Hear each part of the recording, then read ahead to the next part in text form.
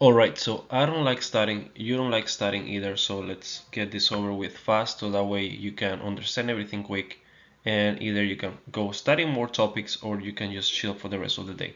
So let's talk about something called bronchodilator. What is this? Broncho is, the tubings that is on the lungs. Dilator means that it's open. So bronchodilators is just they're opening the tubings in the lungs. So if by any chance the patient cannot breathe, he has asthma, he having some wheezing, chest tightness, shortness of breath, you can just give them this. You dilate the bronchi and air is just gonna circulate even much better inside. Make sense? Easy. So think of it like, let me get a marker. I don't know if you probably can see this. So pretty much if the airway is narrow, you just get a bronchodilator medication and it's gonna relax and it's gonna open. Make sense? So they just relax. That's it. There's three types of bronchodilators. We're gonna use the main types that we're gonna call is the number one is the beta 2 adrenergic agonist.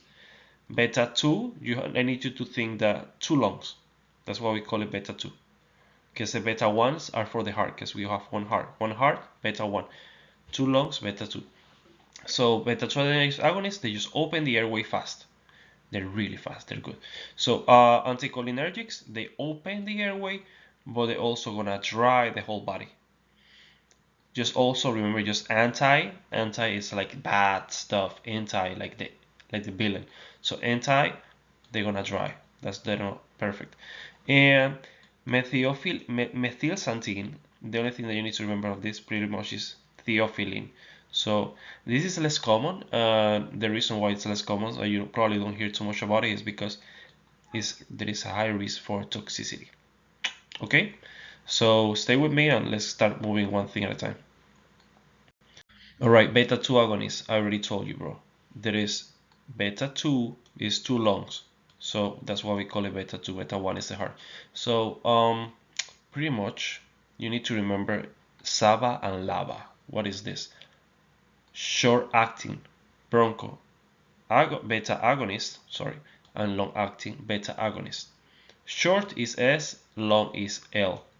It's simple, right? SABA is short, LABA is long. So what do you need to know about this? Brother, pretty much SABA means that you want to use this when the patient is having an emergency and you actually need to shield the stuff quick. Okay? And the only thing that you're going to have to remember from now on is albuterol. That's it. And actually, for a lot of patients with asthma, if you have a bunch of medication, they will tell you, oh, which one is the medication that we use for emergency, or which one is the one that we use for long term. Okay, albuterol and epinephrine, that's it. That's the only thing that you can use for like immediate emergency and short time. Everything else is salmeterol, formoterol, montelukast for the asthma. Everything, all the medications in general is for long term. So when you have a patient and they need emergency, need help, they need I cannot breathe, albuterol, and it's a SABA because it's short. Everything else is, almost everything else is lava. So whenever they ask you about a medication for the asthma and they tell you, oh, is this something that I should take every day or for emergency? If it's not albuterol, you have to take it every day because medications that are for a long term, usually you need to take them every single day. So at some point, the effect starts occurring because your body needs to receive a lot of it for a long time, for like a couple of weeks or a month, to actually start doing an effect. That's why we are calling them a long time. It's not because you have to use them every single day, it's also because it takes long for them to actually start doing something. So again, last time I said this, albuterol is short term, same as epinephrine as an emergency. This is immediately. This is the patient that just arrived, has shortness of breath, just tightening, is wheezing. You need to give them albuterol. That's it. Oh, you have a patient that has asthma, that suffers from some COPD condition, and you have to keep treating them like it's chronic. They're gonna start taking some medication for long term, so in general they stay stable. You're gonna give them everything else that is not albuterol and it's not epinephrine. Epinephrine is just emergency, like real emergency. So in general, we're talking about albuterol. Make sense? Epinephrine is like and you put the epinephrine and the dude breathes, there you see the meme, something, think on that. All right. Now, let's talk about overusing albuterol. Okay, bro, albuterol, as I told you, is short term. So this is for emergency. You don't want to take emergency medication every 2 5 minutes. No, right? So you don't overuse this. You use this when you actually have an emergency. If you're in an emergency the whole day, every single day, there's something wrong, right? It's not about albuterol anymore. You have to treat. You have to find something else. So what I'm saying is that albuterol, if you use it too much, actually it's even the opposite. You get worsening asthma and poor control. So you don't want to keep using albuterol too much, okay? So don't just keep taking more. If the patient is in that situation, you just report it and he needs to get evaluated, okay? When do they might need to use albuterol? They're about to do exercise. You know, you're not gonna do exercise every single time, do the whole day. You're gonna go to the gym. Oh, they use the albuterol before they train. Make sense? So in that case, they can use it. Now, albuterol has some side effects. This is a beta 2 medication, so it's for the lungs. But even though it's for the lungs, pretty much they can still touch beta 1, which is the heart. So even though it's for the lungs, you're gonna have symptoms that are related to the heart. What is those? You're gonna have tachycardia and palpitation. Oh, the patient can also get nervous, have headache, tremors. Of course, this is a adrenergic medication. This is the sympathetic medication. This is acting on the sympathetic system. So because of that, everything in the sympathetic part of the body can be activated with albuterol. But in general, the patient is going to have tachycardia, makes sense, and palpitations. This could be normal. The patient is like, oh, I'm having some palpitations, bro. It's okay. You have to explain them. This is normal, and it's just part of the medication. As long as it's not that hard of tachycardia or palpitation, it's gonna be okay because it's ABC: airway, breathing, and circulation. So airway is first, and the heart is third. So that tells you everything. So usually the tachycardia and the palpitation are just gonna pass by, like in 30 minutes, 1 hour, and they're gonna start feeling better. So don't worry too much if it's tachycardia palpitation. Just explain them that these are normal side effects. Side effects means he's not gonna die necessarily. So side effects just means this is a side effect. It's just something normal that we can expect. So albuterol open the lungs, but may speed the heart rate. Again, right? High doses of albuterol can lower potassium. So you have to be careful with that. Just remember that just in case, okay? This video is about albuterol, so just remember, high dose of albuterol can lower potassium.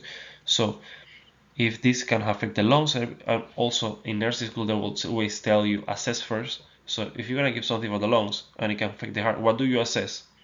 I don't know how to tell you. Anything related to respiration on the heart. If it's gonna touch that, that's what you have to assess. You check heart rate, lung sounds, oxygen saturation, blah blah. Makes sense, right? You don't have to memorize that. So far just memorize albuterol tachycardia and it's short term. You can use it before the gym, and if the patient needs to keep using it all the time, something that is for rescue and acute situations, you should report it and he should go to the provider. Now, let's talk about long-acting beta-2 agonists. LAVA for long-acting. You're gonna have salmeterol, formoterol, bilanterol. Do you notice the pattern? Terol. We use terol for all of this. For albuterol, all of these medications for beta-2 are like terol. So these medications are used for long-term control, pretty much prevention. This is not treatment, this is prevention. This is, I'm gonna prevent your lungs to getting worse over time. So they're not appropriate for sudden problems. I already told you, for sudden problems is think albuterol, and if it's an emergency, epinephrine. So long-acting, since this is for long effects, usually you don't use them alone, you use them with corticosteroids. All right, so LAVA plus corticosteroids are usually the one that use long-term. So for example, you can see combinations like fluticasone and salmeterol, budesonide and formoterol, you know, like these ones. Don't make me read it. So just understand, you mix one, like azone with terol, azone, terol, sonite, terol. Make sense? And lava may sometimes be used differently in COPD because asthma and COPD treatment rules are not exactly the same. Just a head up, just in case. So salmeterol again does not treat acute. I already told you. This is simple a topic. You just have to think albuterol is fast, everything else is slow. And everything this that is slow, usually have to take them for some time, you know, to actually get an effect. Now, for meterol, usually has a rapid onset, even though it's long acting. Are we saying we're going to use it for emergency? I'm not saying that. I'm just saying usually has a rapid onset. So when you combine with an inhaled corticosteroid, it may be used for both maintenance and symptoms relief. But again, what do you use for short-term and symptoms relief? Right, albuterol. Okay, but just remember for meterol, it's kind of faster. Now, the way that you use inhalers, you have an order. You just don't use it in whatever order you want.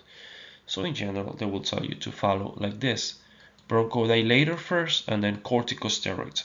Why though? Okay, bronchodilator is opening the airway. Corticosteroids is just gonna reduce with inflammation in general. So if the airway is obstructed, the first thing you're gonna do is like dilate it. Once it's dilated with the bronchodilator, then you put the corticosteroid second, and the corticosteroid is gonna go even deeper in the lungs.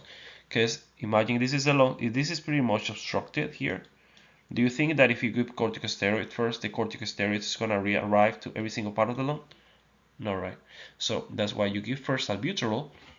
You give your bronchodilator first. It opens, and because this is open now, when you give the let me get my beautiful pen. Okay, yeah, when you give the corticosteroid is gonna wow, and it's gonna go deep inside the lungs because the lungs are already pretty much dilated. So remember, B comes before C. That's simple, right? So bronchodilate, and then you give the corticosteroid. How long do you wait? Like 5 minutes, you know, just like 5 minutes. It's no big deal. So extra point: quick inhaler should which inhaler should the nurse give first? Bro, I already told bronchodilator. Oh, in pour someone. For corticosteroids, I don't know if you remember this, or they already told you this in school. All of these, when you take them, you have to rinse your mouth when they touch your mouth, because the corticosteroids are going to increase highly the risk of having fungi infections, like candidiasis. So if they're gonna have like oral thrush, it's like their tongue is gonna look white, and that's fungi, like fungi. So you don't want to have, you don't want to be courting Mario to deal with that. So when you give the corticosteroid, you give them water so they can and they spit it. Okay, every single time you give corticosteroid, they have to rinse their mouth. Now let's talk about anticholinergic. I told you anti in the first part of the video. Anti dries. This is it opens but also dries, so it's kind of like the bad dude. You don't like it because of that. So usually they end up in tropium. Tropium, that's simple. Anticholinergic end up in tropium. So what do they do? Anticholinergics are blocking the parasympathetic system. So the sympathetic system is fight or flight, is gonna dilate the bronchi. The parasympathetic is gonna close. So sympathetics open, parasympathetics close the bronchi. So if the parasympathetic is closing, you're gonna if you give anticholinergic, what you're doing is that you're blocking the parasympathetic. So if the parasympathetic is the one that closes, if it cannot close, what's gonna be the effect? It's gonna open. So anticholinergic are gonna be blocking the parasympathetic system, and by doing so, the parasympathetic system is not gonna act that much. So you're gonna have some bronchodilation. Make sense? Again, is this what you use for an emergency? No, right? You use albuterol. So usually they're going to be acting then when in who? Acetylcholine. Acetylcholine usually tends to tighten the airways and increase secretions. So anticholinergic, they block the acetylcholine, and when you have blockage, you have less secretions and you have the airway is relaxed. And again, what is common on asthma? Asthma has bronchoconstriction, and also you're gonna have a lot of secretions. So remember, anticholinergic open and they dry the body, because the parasympathetic system, when you block it, you have the whole body gets dry. So no tears, no number one in the bathroom, no number two, not sweating, fully dry. So there's no water coming out of the body. So now tiotropium LAMA, long-acting. Anyways, tiotropium is a long-acting muscarinic antagonist. Muscarinic, we're talking about muscarinic. This is anticholinergic. This is muscarinic. This is part of parasympathetic system. Pretty much they're not going to ask you like that. But tiotropium is a long-acting muscarinic antagonist. So mainly used for maintenance. Again, what did I tell you? If it's not albuterol, everything else is for maintenance. So this is albuterol or no? Use epinephrine. This is for maintenance. So we add this to the patient that already has asthma. It's just going to help them in general not get worse. So tiotropium takes time, a long time. As I told you, every single medication that is not albuterol takes time. So ipratropium, short-acting muscarinic antagonist. Yeah, this is short-acting. Again, this is not albuterol. I'm just telling you. So first use albuterol, and then you can use this. In nursing school, they use an acronym called AIM, which means you give albuterol first,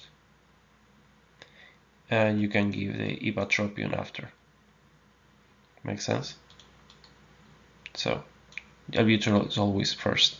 So do two medications. Okay, albuterol ipratropium duo-nev can be combined in the nebulizer, but usually they tell you use one first and then the other, but you can also combine them together because they're pretty much doing the same effect. They both bronchodilating, even though the albuterol is bronchodilating because is activating the sympathetic system, and the ipratropium is bronchodilating because it's blocking the parasympathetic system. Okay, you do not take extra doses of this. Remember, ipratropium will be more like short acting, but again, the most important one is albuterol and tiotropium. Now, anticholinergic side effects. Because these medications block the acetylcholine, you have to expect dry and retention effects.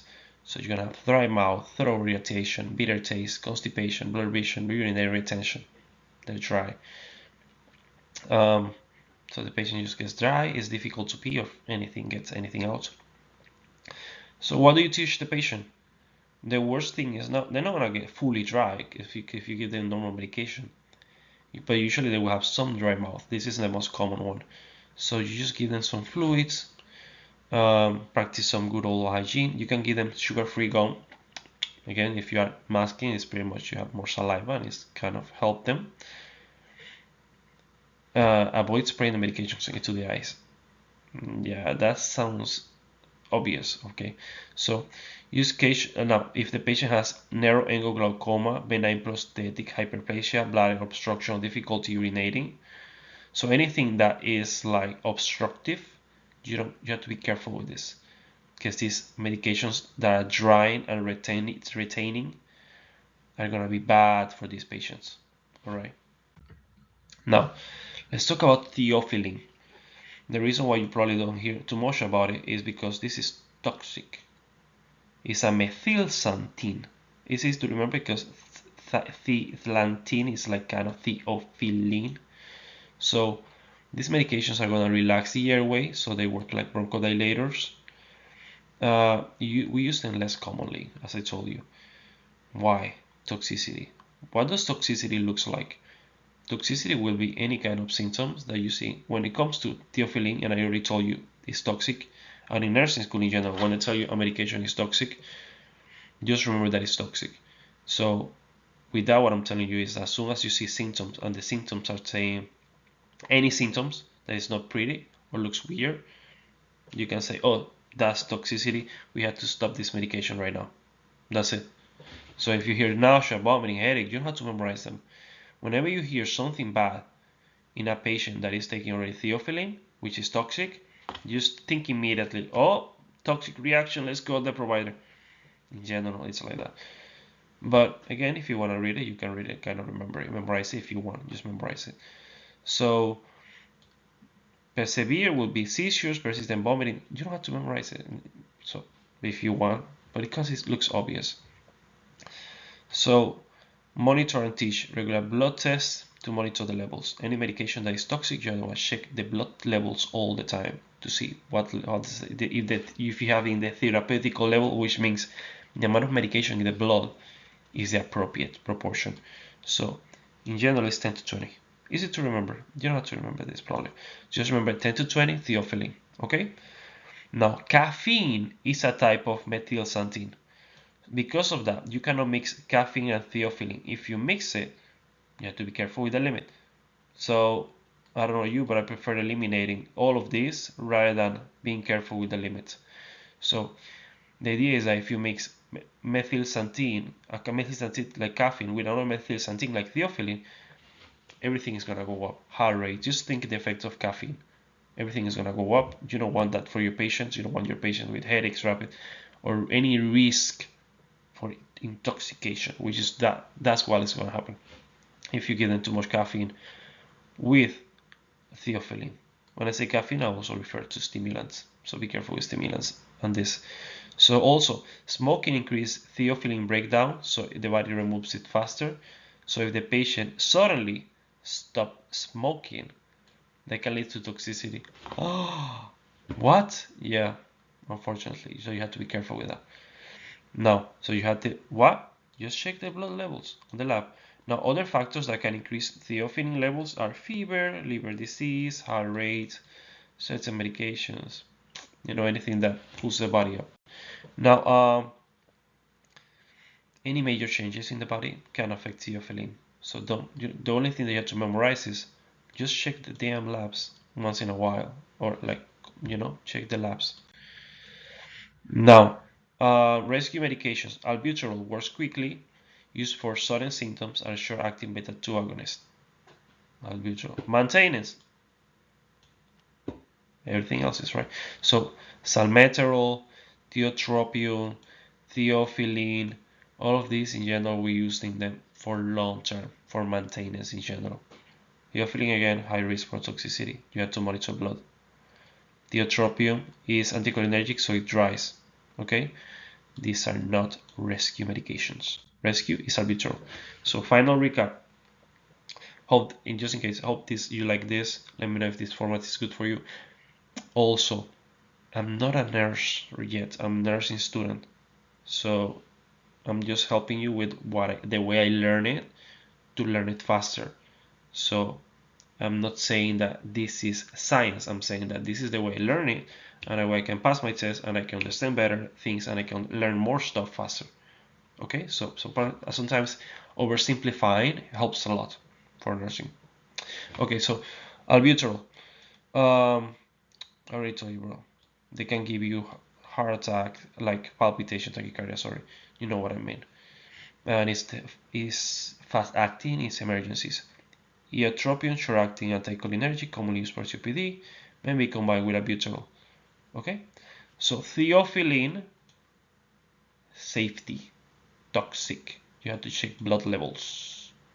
It's a methylxanthine, so it's like the same as caffeine, same effects. So you don't mix them with caffeine or anything like that. Salmeterol and formoterol is a long-acting beta agonist. Long-acting, all of this is for patient takes a little bit every single day.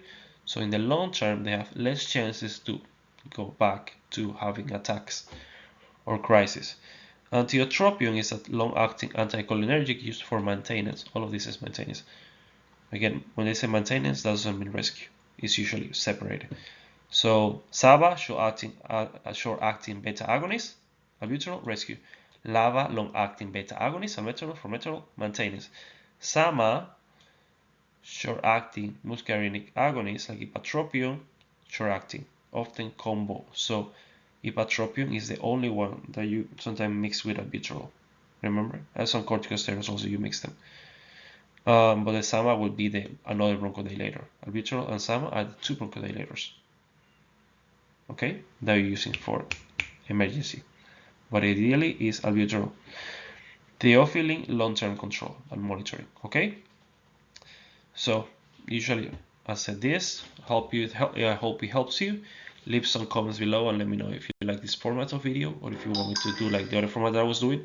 And that's it. I'm gonna film another one. Have a good one. Subscribe, leave a comment below, and share this with any of those friends that are struggling to understand topics.